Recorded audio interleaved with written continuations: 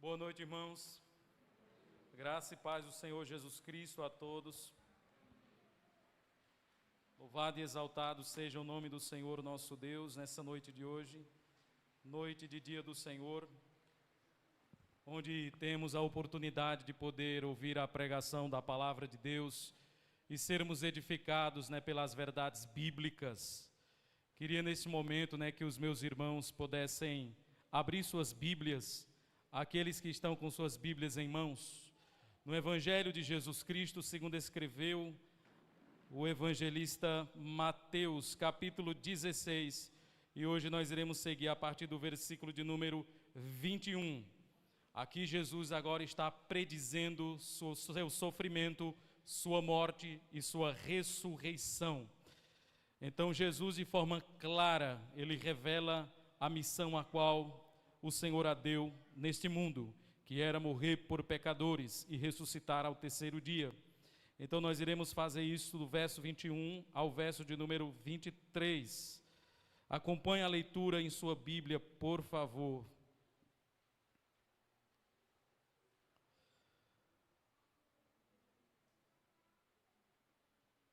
Diz assim a palavra de Deus, meus irmãos. Acompanhe a leitura em sua Bíblia.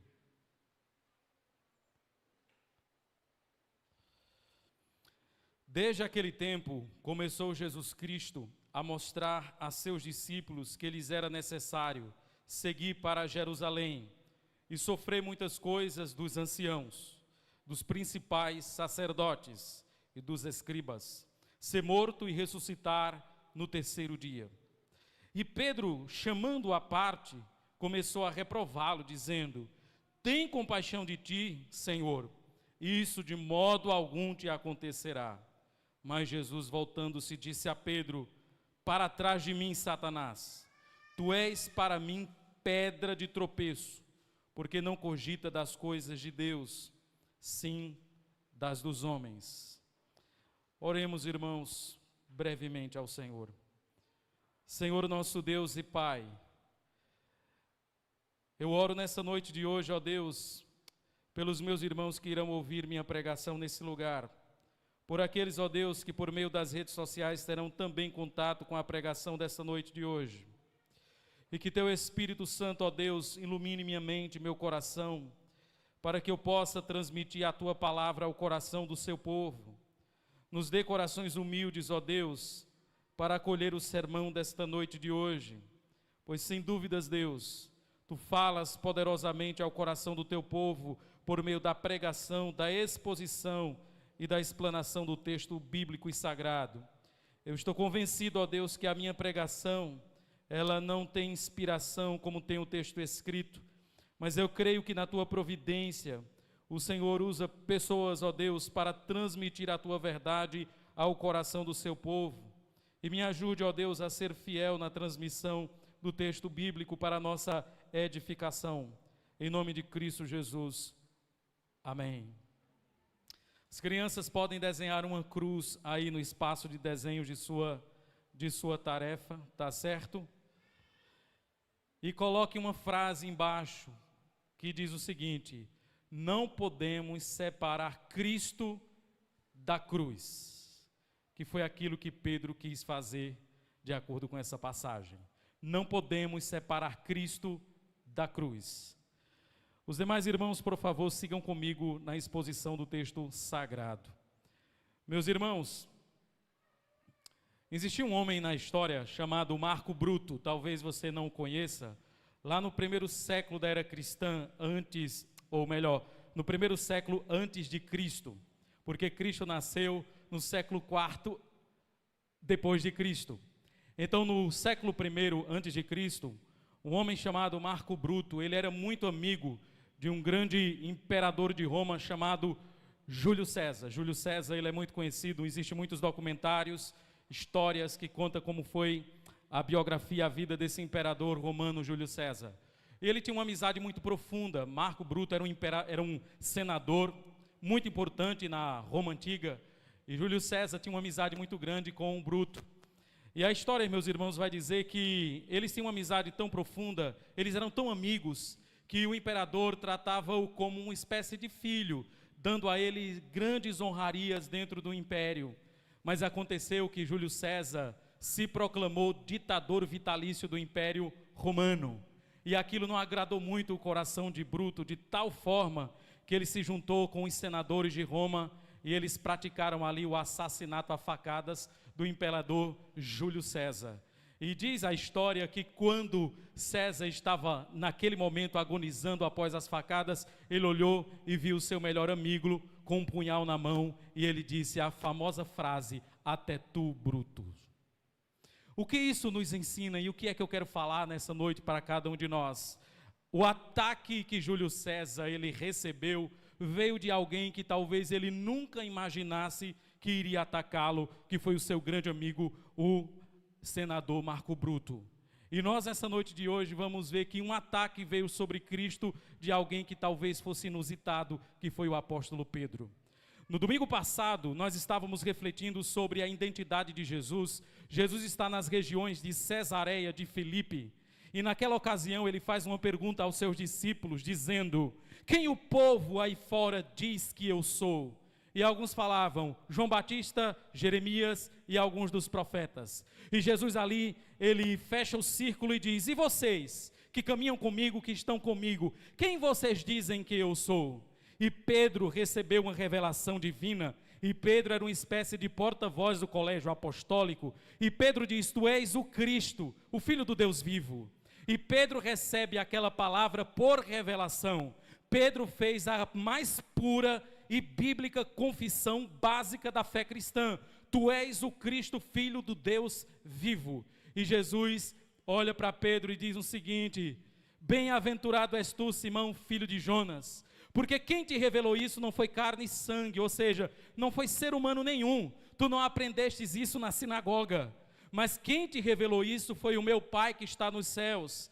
E Jesus fala para Pedro aquela frase mais controversa da história do cristianismo: tu és Pedro, e sobre esta pedra edificareis a minha igreja, e as portas do inferno não prevalecem contra ela. Nós aprendemos, irmãos, que esse é o trecho, um dos trechos bíblicos mais controversos da história do cristianismo, que para alguns a pedra seria o próprio Cristo, que é reconhecido como pedra nas Escrituras. Para outro, a pedra seria a confissão de Pedro: tu és o Cristo, Filho de Deus vivo. E para alguns teólogos antigos, a pedra seria o próprio Pedro.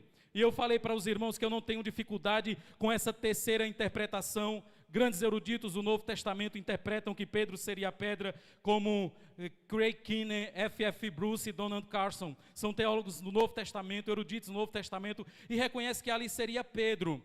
Mas isso não significa que Jesus estava colocando Pedro ali como uma espécie de primeiro papa da igreja cristã. Isso é ir mais longe do que o texto bíblico se propõe.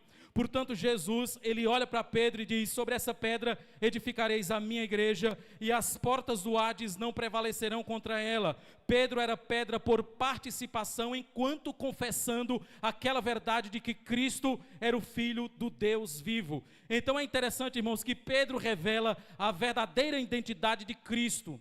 E o texto seguinte, verso 21, vai dizer: desde aquele tempo, aqui é um marcador temporal, desde aquele tempo, que tempo? O tempo em que Jesus foi conhecido por Pedro como Filho do Deus vivo. Depois que Pedro revela a real identidade de Jesus, Jesus agora revela claramente a sua missão nesse mundo. Ele não havia revelado de forma clara sua missão nesse mundo, e ele só fez isso após ser reconhecido como Filho do Deus vivo.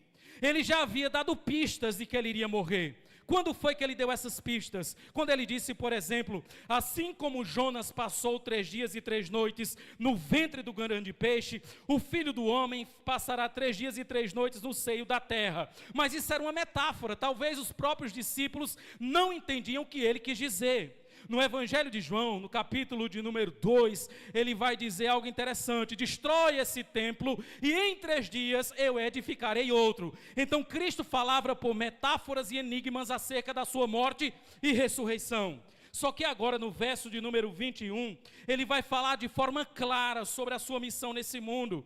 E o texto vai dizer: começou Jesus Cristo a mostrar a seus discípulos, a ideia de mostrar aqui é de falar de forma clara, não mais por metáforas, não mais por figuras, não mais por enigma, mas falar de forma clara a sua missão.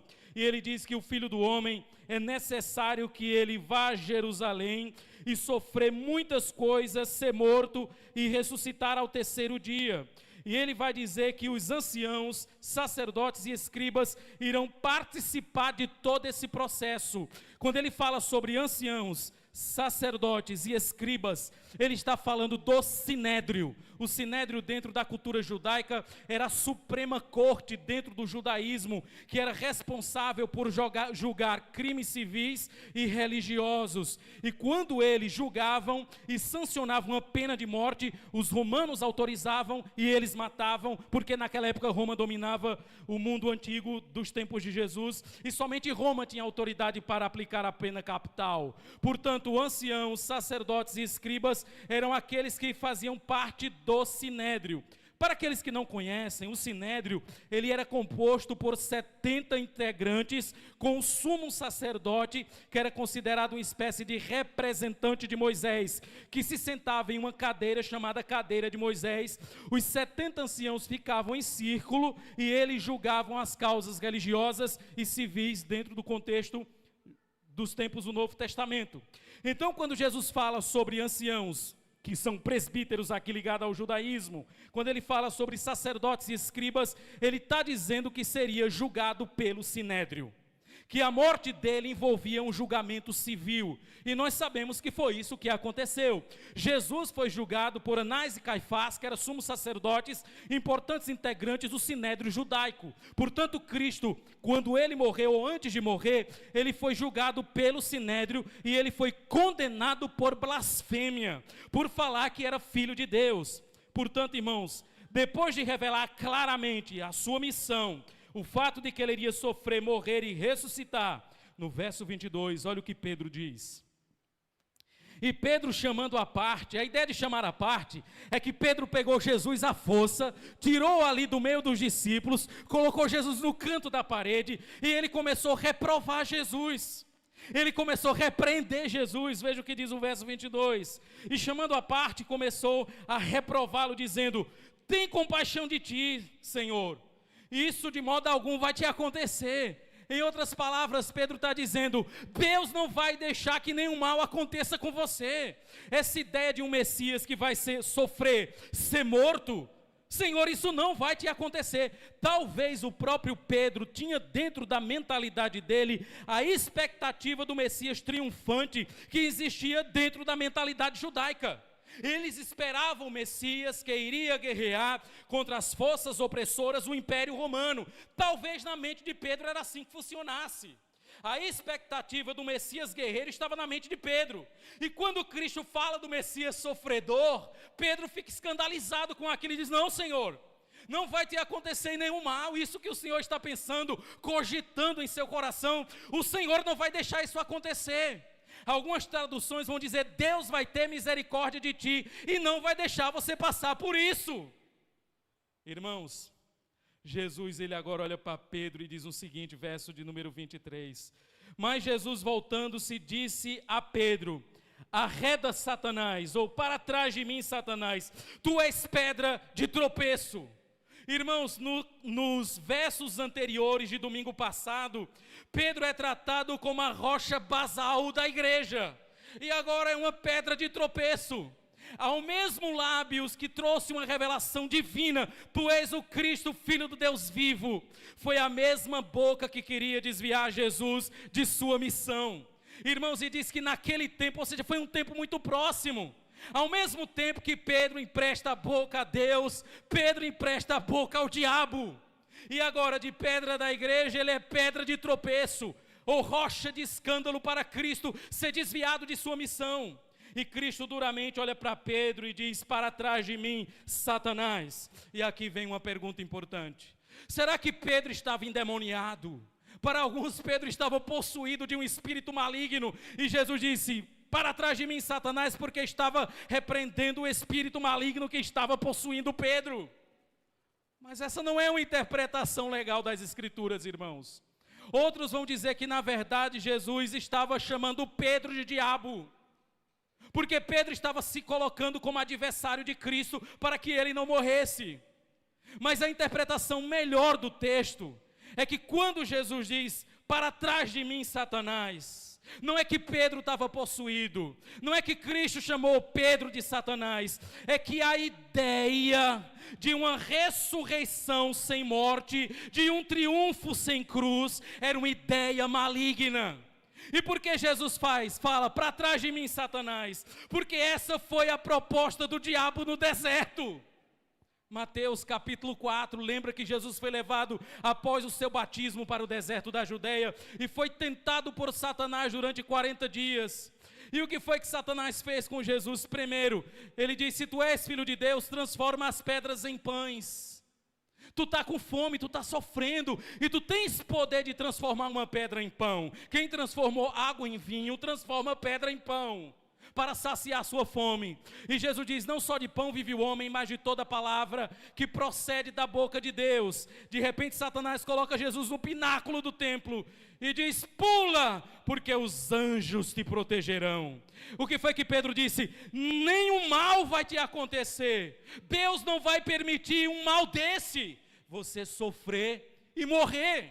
E Satanás diz: pula, porque os anjos te protegerão. De repente Satanás mostra a Jesus todos os reinos do mundo e diz: tudo isso eu vou te dar se você me adorar. Quem promete, irmãos, bênção sem sacrifício, quem promete evangelho sem cruz, triunfo sem dor, é Satanás, não é Cristo. A proposta foi feita a Jesus no deserto, e diz a Bíblia que Satanás o deixou até o momento oportuno, e chegou o momento oportuno. E ele usou quem para isso? Pedro.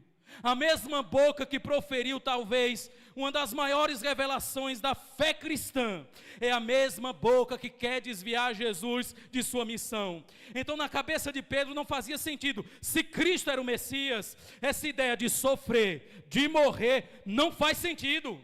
Na verdade, Pedro acreditava que Cristo tinha que triunfar, e ele iria triunfar, mas não podia triunfar sem a sua humilhação, sem a sua dor, sem a cruz. Irmãos, muitas vezes o próprio diabo seduz o nosso coração com tudo isso, com facilidades, colocando atalhos na nossa vida, para nos desviar dos propósitos de Deus. É verdade que Cristo iria triunfar, é verdade que ele seria rei, mas antes da coroa, ele tinha que experimentar a cruz. Antes da exaltação, ele deveria experimentar a humilhação. Antes do triunfo, ele tinha que experimentar a dor. Antes de ser erguido, ele tinha que ser sepultado. Então todo o seu sofrimento, toda a sua dor, toda a sua angústia precedia a glória que Deus iria dar sobre ele. E Pedro está dizendo para ele: não, Senhor. Pedro nem se ligou na ideia da ressurreição, mas ele diz: não vai te acontecer nenhum mal.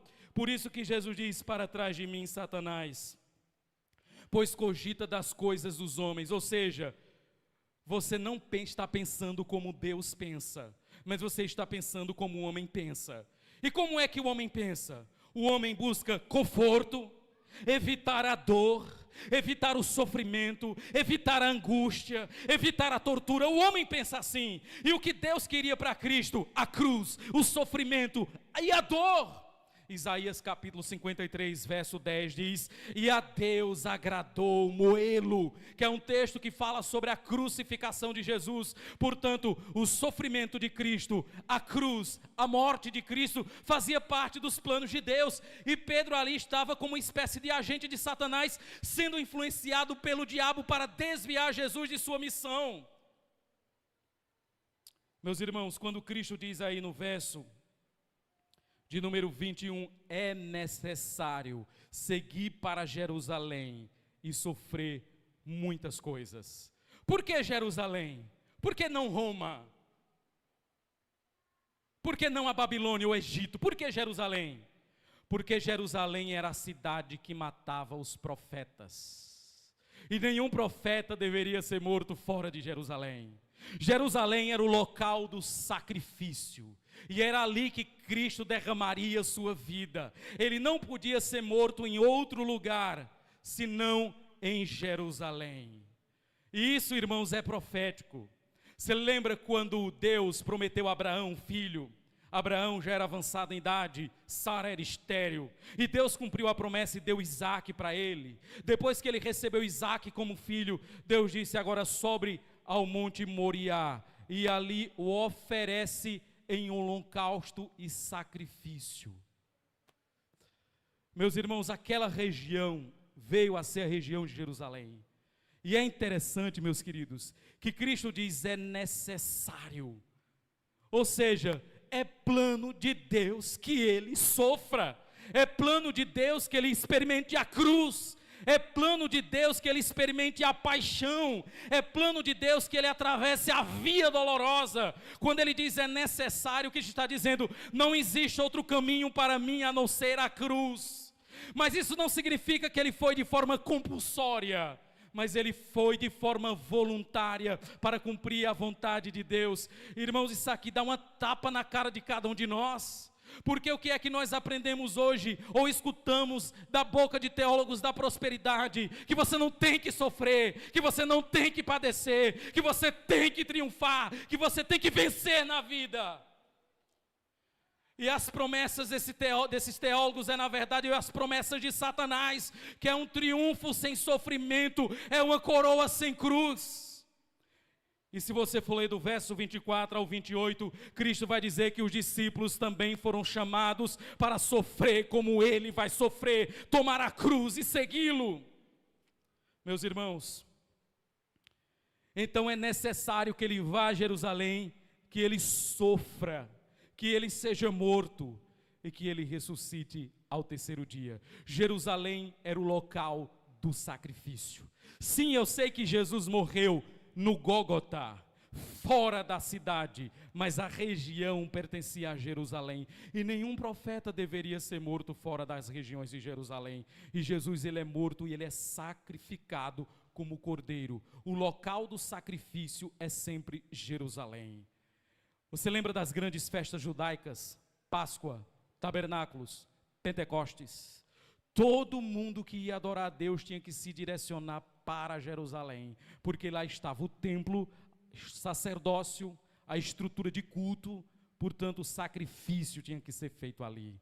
Por isso que Jesus vai de propósito a Jerusalém, sofrer, ser julgado pelo sinédrio, morrer, ser sepultado e ressuscitar ao terceiro dia.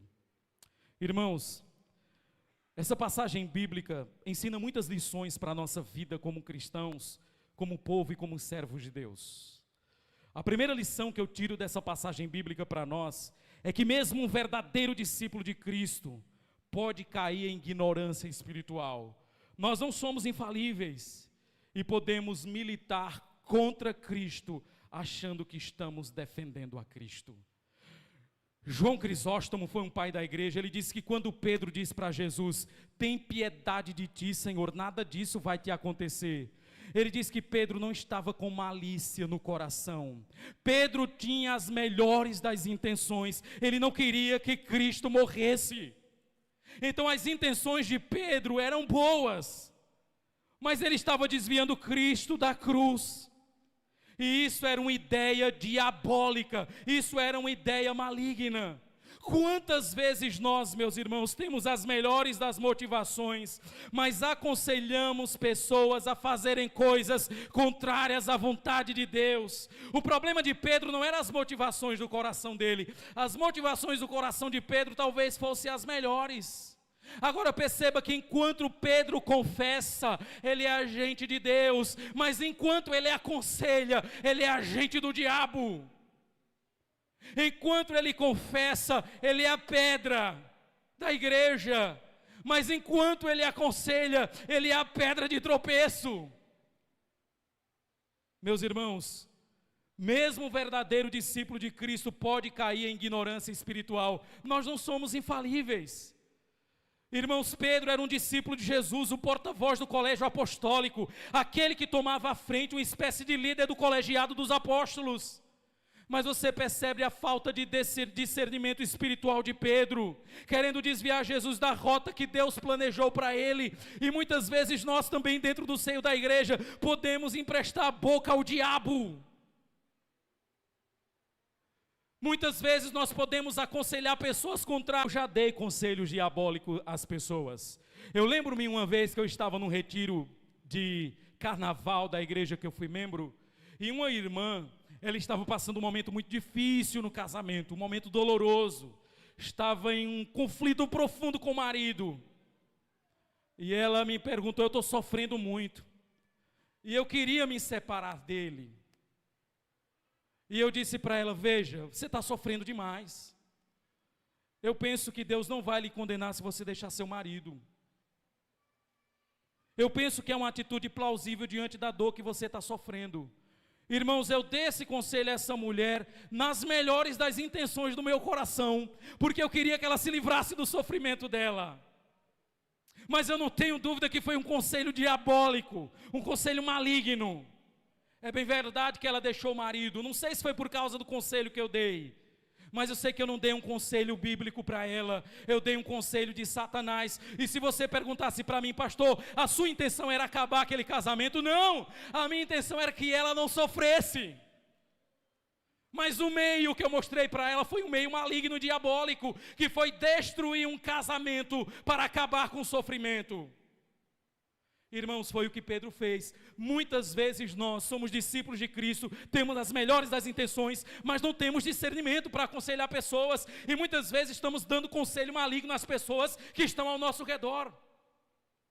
Segunda coisa importante que nós aprendemos nessa passagem é que muitas vezes os conselhos contrários à vontade de Deus não vêm por meio de pessoas desconhecidas, vêm por meio de pessoas conhecidas.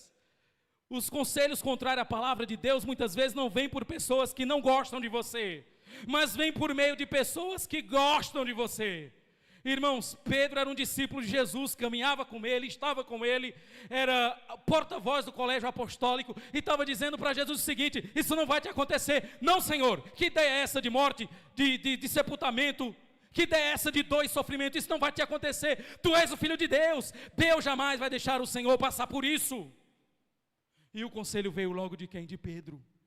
Nós sempre imaginamos que os piores conselhos que nós vamos receber sempre virá de pessoas que não gostam de nós. Mas muitas vezes os conselhos contrários à vontade de Deus vêm da boca de pessoas que nos amam, que estão perto de nós. E um conselho de pessoas que nos amam, irmãos, tem um peso muito grande. Tem um peso muito grande. Quanto mais afinidade e intimidade você tem com alguém, mais um nível de influência essa pessoa tem na sua vida. Então Jesus recebeu um conselho diabólico por parte de um discípulo seu, que foi Pedro.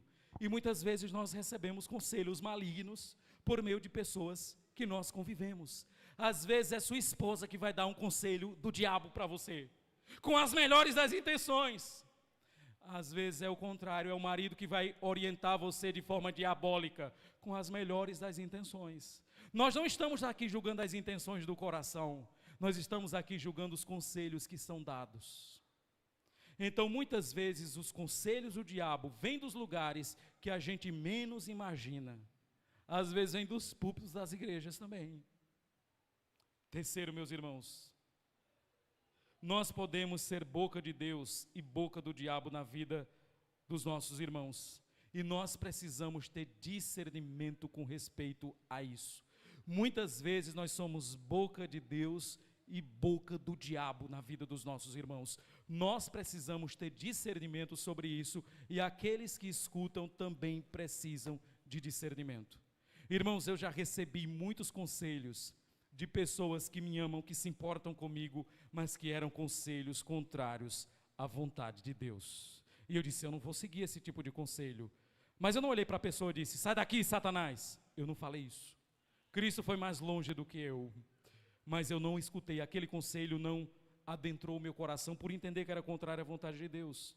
E outra coisa importante que nós aprendemos, irmãos, também com Pedro, é que Pedro, ele caminhou com Jesus durante 3 anos.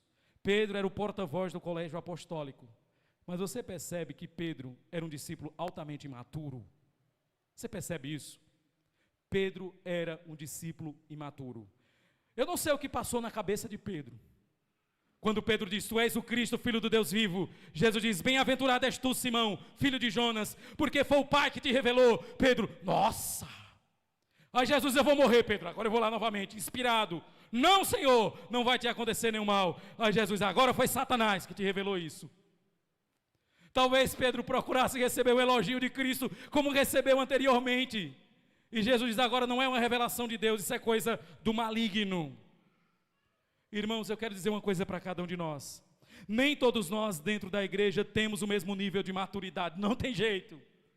Nós estamos nos processos para nos tornarmos como Jesus. E Pedro também estava nesse processo. Você percebe Pedro, irmãos? Pedro disse para Jesus, eu vou com o Senhor até o fim. Eu estou disposto a dar minha vida. Quando os homens chegaram no jardim do Getsemane para prender Jesus, Pedro puxou uma faca, cortou a orelha e fugiu. Os discípulos também fugiram. Pedro disse, não, Senhor. Quando Jesus olhou para ele e disse, tu vai me negar. Ele, não, Senhor, ainda que todos aqui façam isso, porque aqui é tudo covarde, eu jamais. E Pedro negou Jesus, não foi diante de um soldado romano com uma lança, foi diante de uma criada, diante de uma serva. Eu até entendo se um grupo de soldados cercasse Pedro e falasse, tu estava com ele, cada um com um fuzil AR-15. Pedro, não conheço. Mas foi uma criada que falou isso para ele, para humilhar Pedro mesmo. Ele disse, eu não sei quem é. Tu estava com ele? Não, eu nunca o vi. Tu és um dele. E Pedro, esse cara não sou eu. E o galo cantou. Irmãos, Pedro, logo após a morte de Jesus e a ressurreição e a ascensão aos céus, Pedro estava em uma determinada região, está lá na carta aos Gálatas, comendo com um grupo de gentios. E veio uma turma de Jerusalém que era radical da parte de Tiago, que eram judeus. Quando eles foram se aproximando da mesa, Pedro jogou fora o último osso de frango que tinha na mão e correu de perto. Porque ele não queria ser visto comendo com gentios, pelos judeus que vieram de Jerusalém. Sabe o que é isso, irmãos? É o processo de maturidade na vida de Pedro. É o processo. Irmãos, nem todos nós dentro da igreja temos o mesmo nível de maturidade. E às vezes nós, que estamos crescendo na fé, nós não temos paciência com aqueles irmãos que ainda têm maturidade. Você já percebeu isso, que nós não temos muita paciência com irmãos imaturos? Irmãos, Jesus teve paciência com Pedro. Jesus poderia olhar para Pedro e dizer, vou te excluir do colégio apostólico. Você só dá mancada. Como os paulistas dizem, você só dá bola fora. Mas Jesus percebeu a imaturidade de Pedro. E sabe o que é interessante, irmãos? Jesus, ele teve paciência com Pedro, ele não rejeitou Pedro. E Pedro, antes de morrer, ele deu um testemunho da sua fé. Eu não sei se você sabia, mas o Pedro que quis desviar Jesus da cruz, ele mesmo morreu crucificado. Você sabia disso? O Pedro que quis desviar Jesus da cruz, ele morreu crucificado. Quando ele estava em Roma, ele foi condenado por morte, e morte de crucificação. E Pedro disse, eu não sou digno de morrer como meu Senhor. E pegaram a cruz e viraram de ponta cabeça, e ele foi crucificado de cabeça para baixo. Mas entenda que na vida de Pedro, isso foi um processo. Jesus uma vez falou para os discípulos no Evangelho de João, eu tenho muitas coisas para dizer para vocês, mas vocês ainda não estão preparados para ouvir. Mas o Consolador há de guiá-los. Nem todos nós temos o mesmo nível de maturidade. Irmãos, nós tiramos isso pela nossa própria vida. Depois de 10 anos de casamento com minha esposa, parece que uma chave vai mudando na cabeça da gente. Isso é interessante. Coisas que eu fazia 5 anos atrás, 4 anos atrás, foram abandonadas. Sabe o que é isso? É a maturidade que vai chegando na nossa vida. Nem todos aqui dentro dessa congregação, dentro dessa igreja, têm o mesmo nível de maturidade. E quem se julga ter uma maturidade maior, muitas vezes não tem paciência com essas pessoas. E se você não tem paciência com essas pessoas, isso é uma prova de que você é tão imaturo quanto elas. Porque a Bíblia diz que nós devemos consolar os que sofrem. 1 Tessalonicenses capítulo 5, consolem os que sofrem, confrontem os rebeldes e tenham paciência com todos. Pastor, tem que ter paciência mesmo, né? Tem que ter. Jesus teve que ter paciência com Pedro. Jesus suportou a imaturidade de Pedro. E muitas vezes nós queremos expurgar os imaturos da nossa própria vida. Irmãos, nós quando somos convertidos por Deus, a Bíblia diz que nós nascemos de novo. Nós somos como um bebê em processo de formação. Nem todos nós, irmãos, estamos no mesmo nível de crescimento espiritual, mas é esperado que todo cristão ele cresça. Mas não cresça da mesma forma que os outros. Alguns crescem mais rápido, outros mais lento, mas todos estão crescendo na fé. Portanto, meus irmãos, o que nós aprendemos aqui com Jesus é que nós precisamos ter paciência com as atitudes imaturas dos nossos irmãos. Jesus teve isso com Pedro. E por fim, irmãos, o sofrimento, a morte e a ressurreição de Cristo era necessária para cumprir o plano de Deus para salvar pecadores. Irmãos, deixa eu fazer uma pergunta para você, preste atenção. Se Jesus tivesse atendido o que Pedro disse, o que aconteceria com Pedro? Pedro iria para o inferno. Você percebe, meus irmãos, que quem estava militando para tirar Jesus da cruz foi Satanás? Satanás não queria que Jesus fosse crucificado.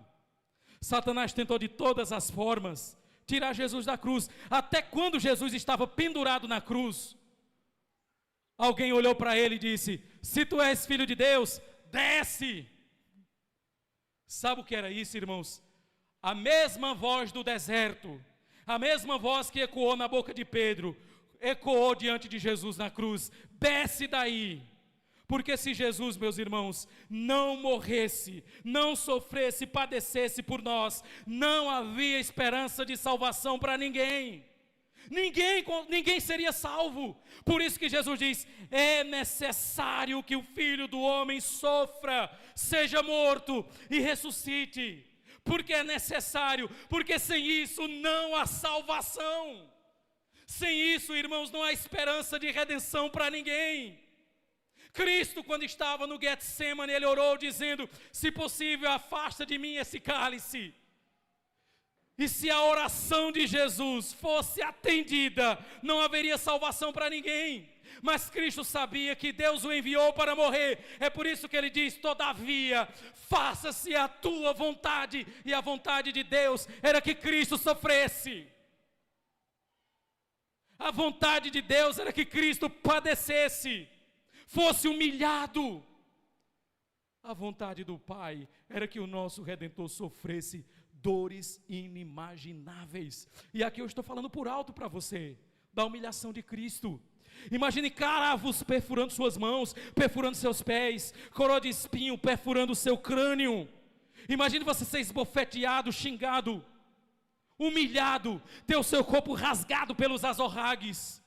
Imagine toda a dor que Cristo sofreu por nós. Então Cristo diz: é necessário que eu sofra.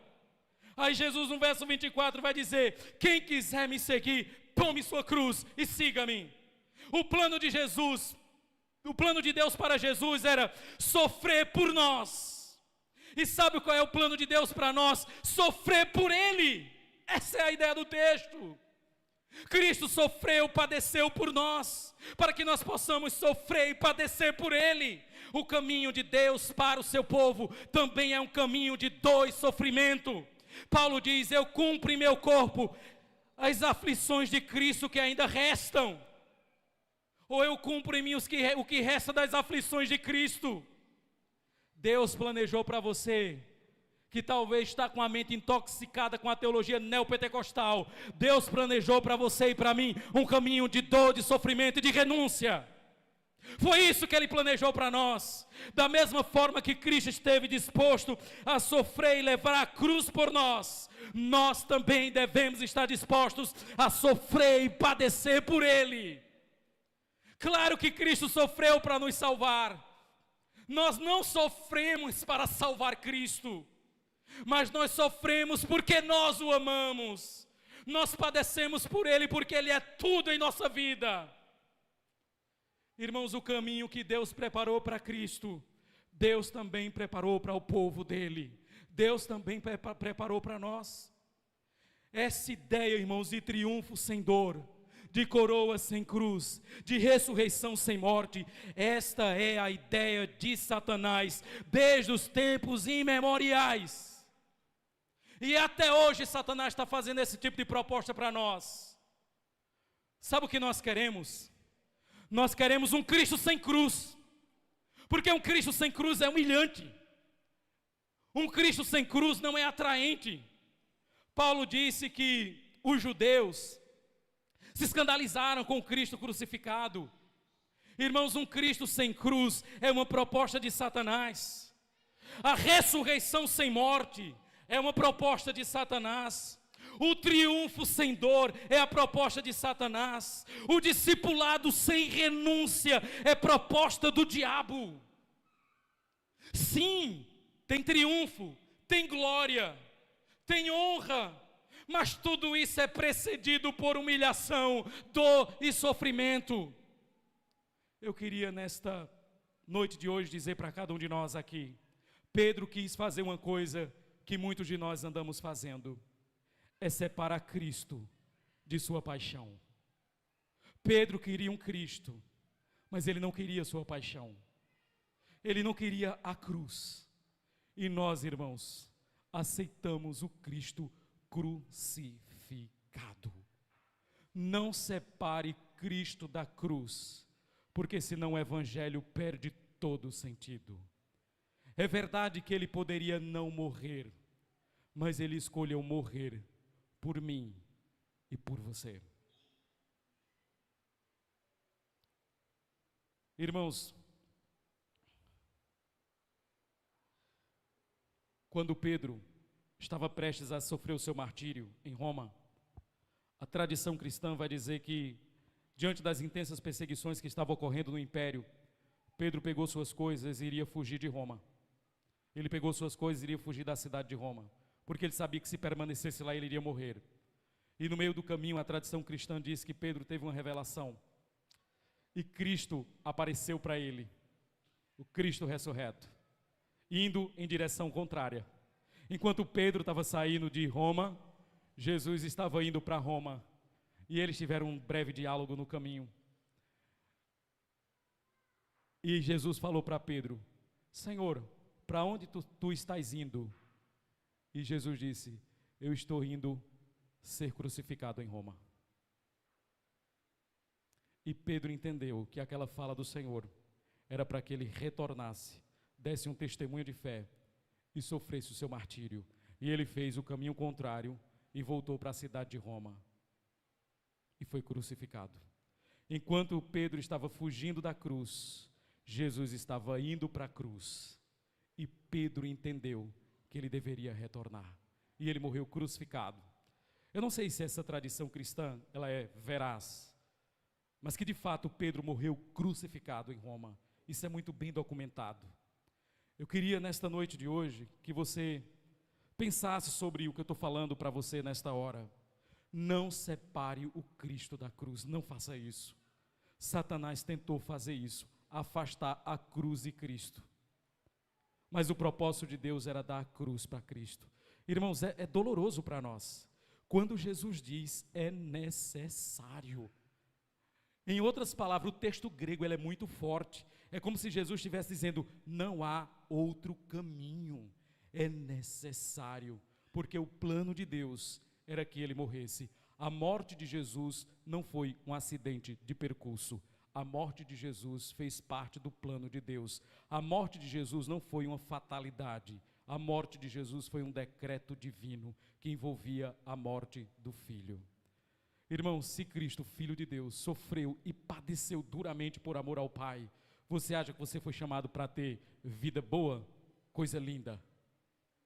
Nós fomos chamados para padecer por Ele, sofrer por Ele. Feche os seus olhos. Senhor, nós estamos, Pai, diante da Tua presença nessa noite de hoje, Senhor. E somos convocados, ó Deus, por Ti, para Te seguirmos até as últimas consequências da nossa vida, Pai.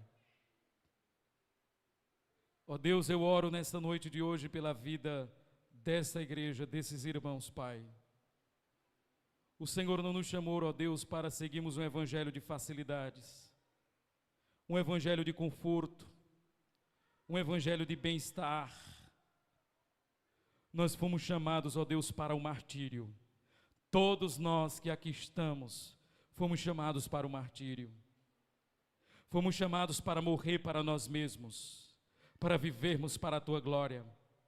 Fomos chamados para deixarmos de ser quem somos, para sermos quem Ele é. Nós fomos chamados não para o conforto, mas para vivermos o desconforto por amor a Ele. Nós não fomos chamados para receber as honrarias desse mundo, mas por amor a Ele, receber o desprezo. Eu oro a Deus pela vida de pessoas que aqui estão do nosso meio e talvez tenham a mente intoxicadas por esse evangelho que mostra um Cristo sem cruz, esse evangelho diabólico, maligno, Senhor. Que o Senhor, ó Deus, possa visitar essas mentes e corações e mostrar que não dá para separar o Cristo da cruz, porque separar o Cristo da cruz é nos separar do próprio Cristo, pois nós estamos unidos na sua morte e na sua ressurreição. Eu oro a Deus por pessoas aqui nessa noite de hoje, que talvez, ó Deus, andem por esse mundo perambulando, rejeitando Cristo, buscando os louros e as honrarias dessa vida. Ó Deus, eu oro por essa alma, por essa vida, que o Senhor traga arrependimento a esse coração, que essas pessoas possam trocar o louro desse mundo, a glória desse mundo, pelo sofrimento com Cristo, pois nós não temos dúvida, Pai, que a glória que em nós há de ser revelada, ela superará os sofrimentos do tempo presente. Que possamos, ó Deus, aplica isso ao coração da sua igreja, que possamos entender que da mesma forma que Ele viveu e morreu por nós, nós devemos viver e morrer por Ele. Ó Pai amado, tenha misericórdia da nossa vida, quando queremos um discipulado sem renúncia, quando queremos a coroa sem a cruz, quando queremos as bênçãos sem o sofrimento, quando queremos a maturidade sem a dor, quando queremos uma fé depurada sem provações. Que possamos entender, ó Pai, que no caminho que o Senhor nos chamou não há atalhos. Quem propõe para nós os atalhos é Satanás, Pai. Abençoe a vida do seu povo nessa noite de hoje, nos abençoe em nome de Cristo, amém.